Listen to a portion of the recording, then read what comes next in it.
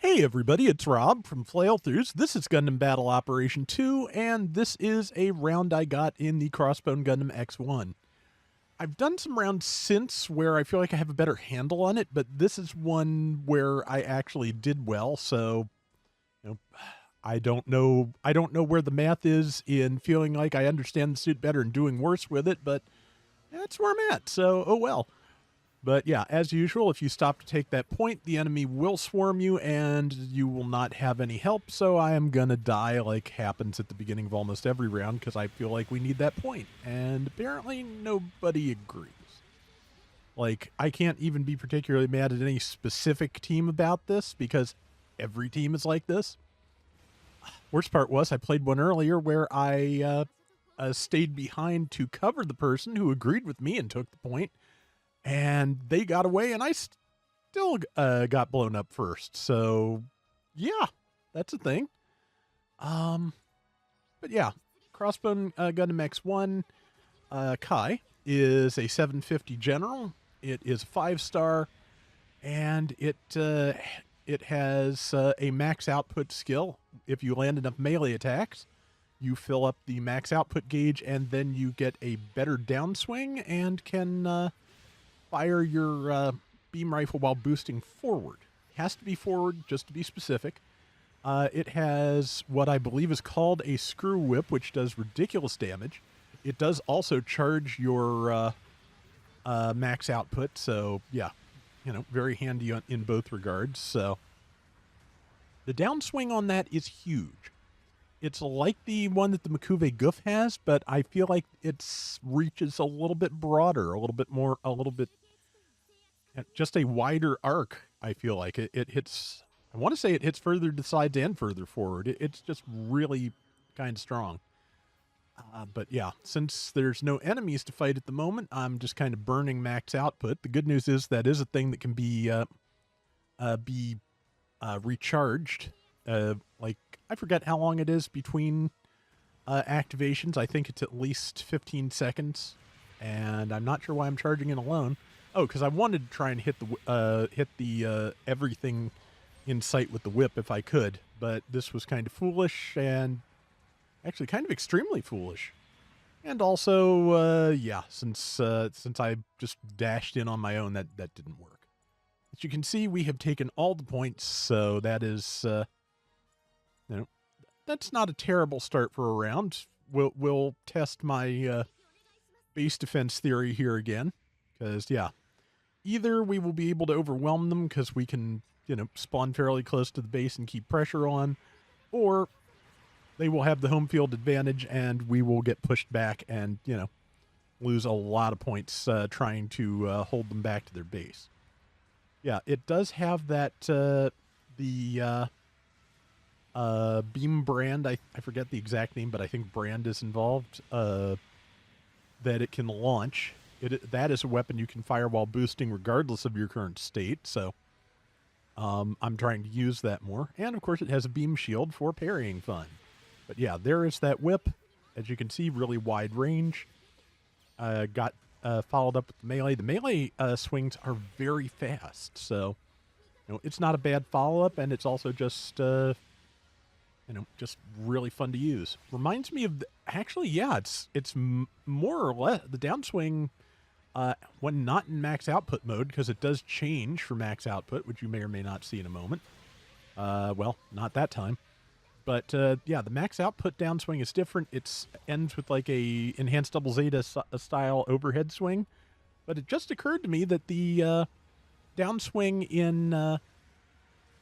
in base mode is more or less the Zogok's Heat Saber downswing with an extra little bit of lunge added to it for reach. Yeah, that makes sense because I always liked that. That hit really hard and just it was a good attack pattern. So yeah, that's fine. Okay, I actually did I? No, I did not force the sortie, but I did manage to take something out and hit a bunch of things. Oh yeah, got the FF Sazabi too, and charged my max output. Yeah, so I finally got my wish of managing to just hit everything in creation with the screw whip, and there we go. And followed up with the saber, and yeah, there was the There was the brand, and yeah, that was kind of dumb of me to do. I am just kind of, I think, in rushing too much to try and get as much as possible out of max output this time. But that was not good for my team. My team is also, as you can see, we're fighting in close quarters at these costs. I feel like is really kind of difficult, especially when you have a bunch of things with, whips or heat rod type weapons, just because, yeah, people are going to get hit. So, yeah, just, it doesn't hurt to be a little extra forgiving in situations like that, because, yeah, we're hitting each other. It happens. Yeah, there was the big overhead chop, and I followed up with the whip. I did unfortunately hit number 2, but I'm kind of trying to take care of that high new, so I have not sent my apologies, which I otherwise should have done. But, okay, somebody else got it. I think number 3 got it. I was about to say, I think number 2 got it, but no, they did not. So, see, saw somebody headed back towards our base, decided to go check it out. We've got enough of a lead that even if I'm doing something stupid, like going off on my own, there's a decent possibility of not messing up the whole round. So, yeah, I like this. It feels good.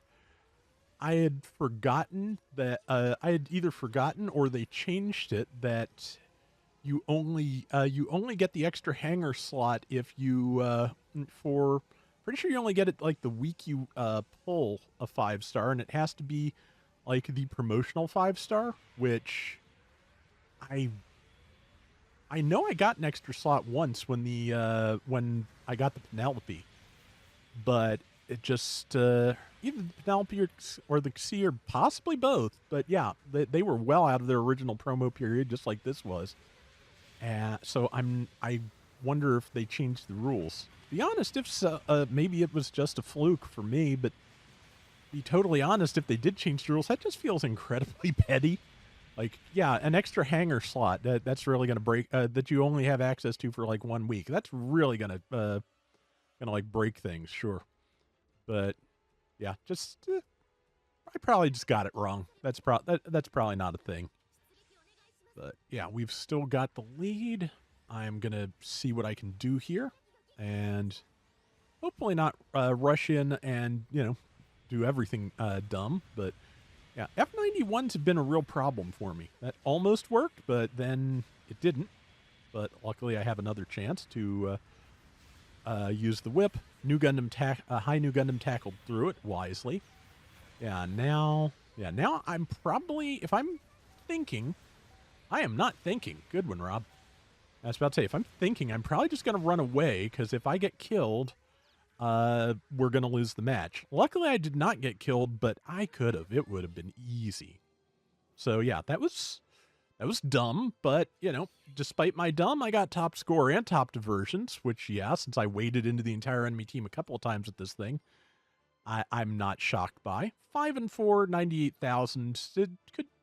I could definitely do better with it. I think I've done better with it on rounds where we wound up losing, but I do enjoy it. So, you will probably see it again, whether it's requested or whether I just get something I like even more with it. So that is going to do it for today's Gundam Battle Operation 2. We will be back soon with more. Till next time, everybody take care and have fun. Later.